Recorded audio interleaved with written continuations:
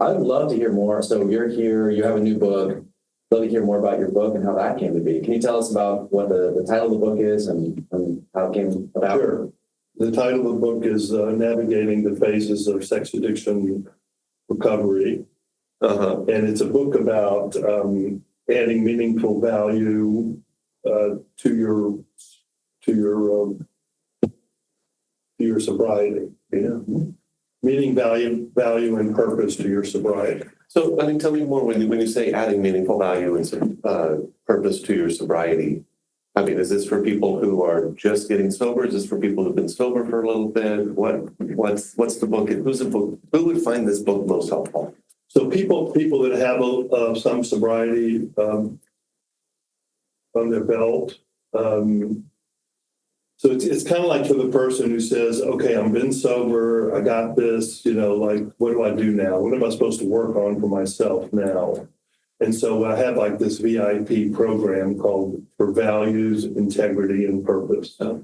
So because I realized that until I have a purpose, until I'm doing something of value and have a purpose in my life, I'm not gonna feel fulfilled, and I'm not gonna necessarily be happy. And so that's what the book is. It's a workbook to help people work on some of those things, on how to find value and purpose in their life. Which I think that's amazing, because a lot of my clients, their target is sobriety. They think this is, and we often differentiate sobriety versus recovery, but it feels like these are, okay, now what? So sobriety is huge. That's a big deal. We got sobriety, but now what are we doing? What are we looking for? Right. It's kind of like the drive drunk, where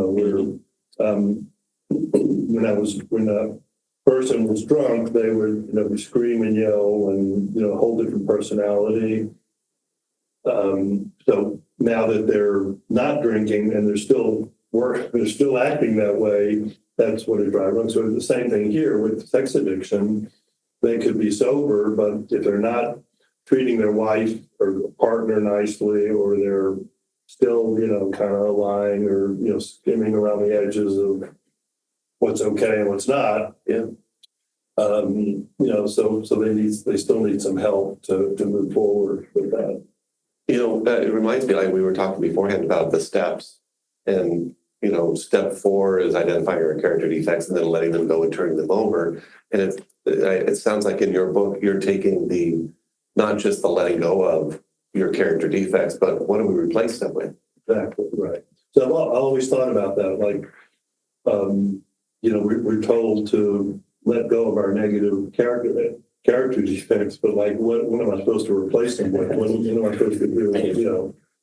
Right? It's hard enough to find out what my negative defects are. Right? So, do I want to be a person of integrity? Do I want to, just be an honest person? And what do I want to try to achieve in life?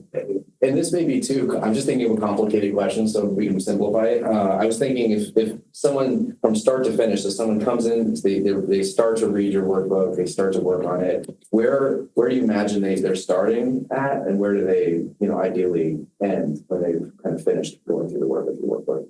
Okay, so the workbook is divided up into 4 parts. And the 4 parts are, what are the 4 distractions that stop people from getting to their purpose or to a life of value? Yeah.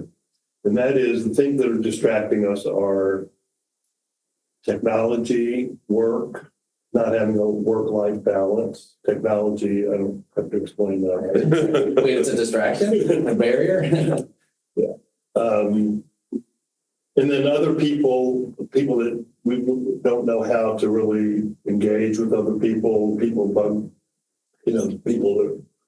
annoy us, we don't know how to deal with it. That kind of distracts us, right? Because we build resentments, and then that's our reason for acting out a lot of times. Yeah.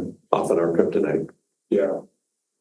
And then feelings, like, most men especially have a trouble really expressing their feelings.